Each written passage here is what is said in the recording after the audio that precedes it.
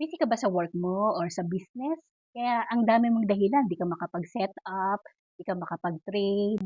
Sa video na ito ay isi-share ko sa inyo ang tip ko and hacks para kahit busy ka, kahit nagbi-business ka, or kahit nagta-travel ka, ay makakapag-trade ka pa rin ng high probability trades.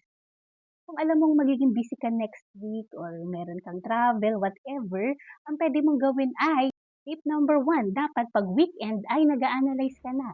Dapat tinitignan mo na kung ano yung magiging bias mo.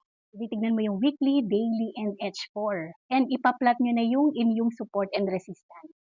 Tip number two, mag-alert ka na para pag dumating sa zone mo ay magre-ready ka na lang. Ito pa ang bonus.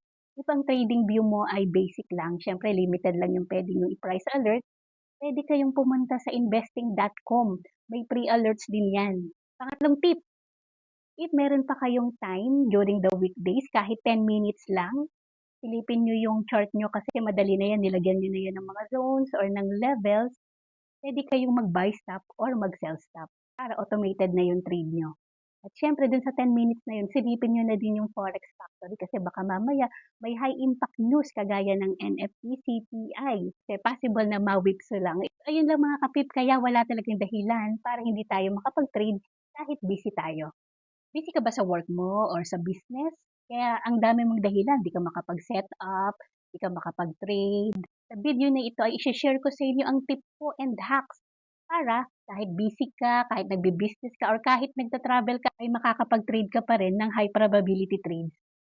Kung alam mong magiging busy ka next week or meron kang travel, whatever, ang pwede mong gawin ay tip number one, dapat pag weekend ay nag-a-analyze ka na. Dapat tinitignan mo na kung ano yung magiging bias mo. Tinitignan mo yung weekly, daily, and H4. And ipa-plot nyo na yung inyong support and resistance. Tip number two, mag-alert ka na para pag dumating sa zone mo ay magre-ready ka na lang. Ito pa ang bonus. If ang trading view mo ay basic lang, syempre limited lang yung pwede yung i-price alert, pwede kayong pumunta sa investing.com. May pre-alerts din yan. Pangatlong tip, if meron pa kayong time during the weekdays, kahit 10 minutes lang, silipin nyo yung chart nyo kasi madali na yan, nilagyan nyo na yan ng mga zones or ng levels, pwede kayong mag-buy stop or mag-sell stop para automated na yung trade nyo. At syempre, dun sa 10 minutes na yun, silipin nyo na din yung Forex Factory kasi baka mamaya may high impact news kagaya ng NFT, CPI. Kasi possible na ma-whipso lang. Ayun lang mga kapip, kaya wala talagang dahilan para hindi tayo makapag-trade kahit busy tayo. Busy ka ba sa work mo or sa business?